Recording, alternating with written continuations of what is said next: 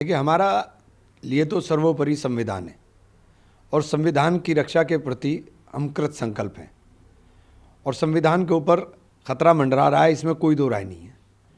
ये टुकड़ों के अंदर कर करके संविधान के साथ खिलवाड़ किया जा रहा है। कभी किसी के अधिकारों को रौंदा जाता है, कभी किसी के अधिकारों को रौंदा जाता है। तो ये जो परिपाटी बनाने का प्रयास हो रहा है देश के अंदर, ये संविधान के साथ बहुत बड़ा खिलवाड़ है।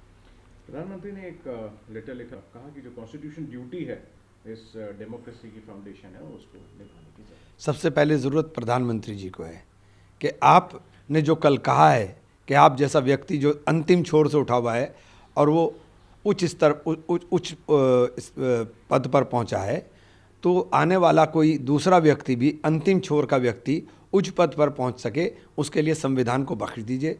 संविधान के अंदर जो चेक एंड बैलेंस है उनको छोड़ दीजिए। जो संस्थाएं हैं उन संस्थाओं की स्वतंत्रता को छोड़ दीजिए। जिस तरह से लोकतंत्र के ऊपर हमला हो रहा है उसको आप देखिए कि आने वाली पीढ़ी को आप क्या दे करके जाएंगे।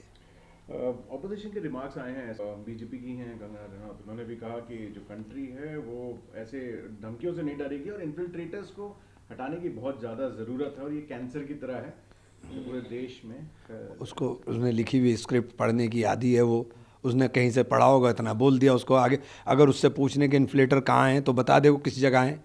कितने लोगों को आपने डिपोर्ट किया, आप लोगों ने कितने लोगों को डिपोर्ट किया, कितने लोगों को डिटेंशन कैंप में डाला, बताओ। आपके पास आंकड़े नहीं है। आप बताते हो डेमोग्राफी चेंज हो रही है, तो फिर इसका मतलब आप अक्षम हो अगर सीमाएं सुरक्षित नहीं है।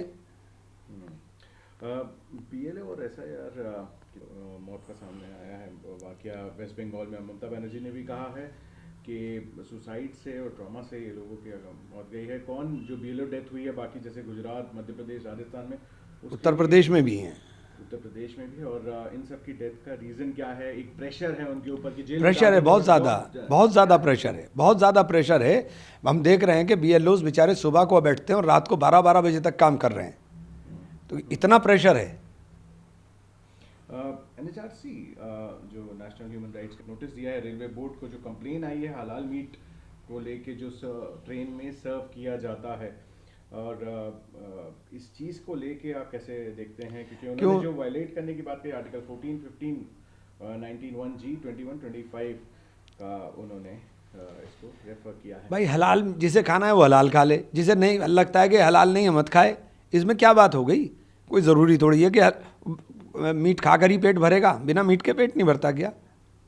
आखिरी प्रश्न मेरा रहेगा, जिस तरीके से अब वेस्ट का जो चल रहा था वाकया, उसमें अब 14 लाख एसआईआर के फॉर्म है जो अनकलेक्टेबल का उनको श्रेणी में डाला गया है, उसके ऊपर थोड़ा सा कंट्रोवर्सी सामने आ रही है। आप कैसे देखते हैं? क्योंकि एसआईआर एक बहुत बड़ा मुद्दा रहा है जब बिहार के इलेक्शन भी हो रहे थे, वेस्ट बंगाल में ऐसी घटना सामने आ रही है, तो आप कैसे देखते हैं? देखिए, ये सारी चीज़ें जब दिखाई देंगी, इनका पड़ताल होगी पूरी तरह से, तो परतें खुलने का काम होगा।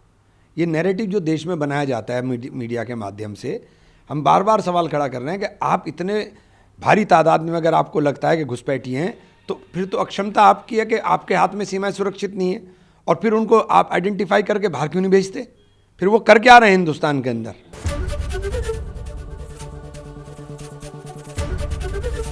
एबीपी गंगा, खबर आपकी, जुबान आपकी।